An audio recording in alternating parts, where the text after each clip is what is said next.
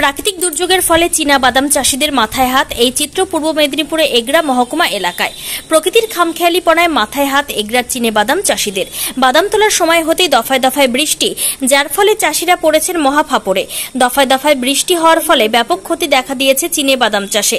চরম বিপাকে পড়েছেন পূর্ব মেদিনীপুরের এগরা মহকুমার বাদাম চাষিরা। অধিকাংশ চাষি ব্যাংক থেকে ঋণ নিয়ে চাষ করেছিলেন।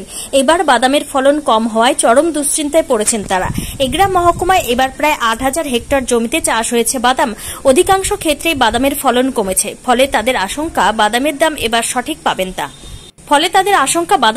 এবার তারা সঠিক পাবেন না। লোকসানের হাত থেকে বাঁচতে জমি থেকে জল বের করার ব্যবস্থায় হাত লাগিয়েছেন চাষিরা, কিন্তু তাতেও কতটুকু বাঁচবে বাদাম গাছ, সে নিয়ে চরম দুশ্চিন্তায় তারা।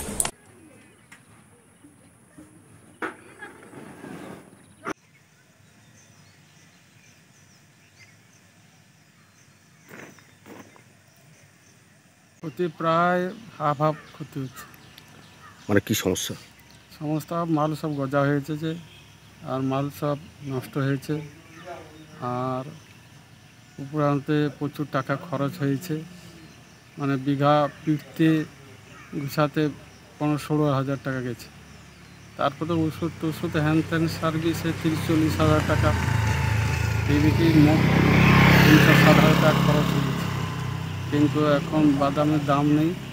এই বাদাম এই অবস্থা নষ্ট হতে বসেছে, আর কি হবে আমরা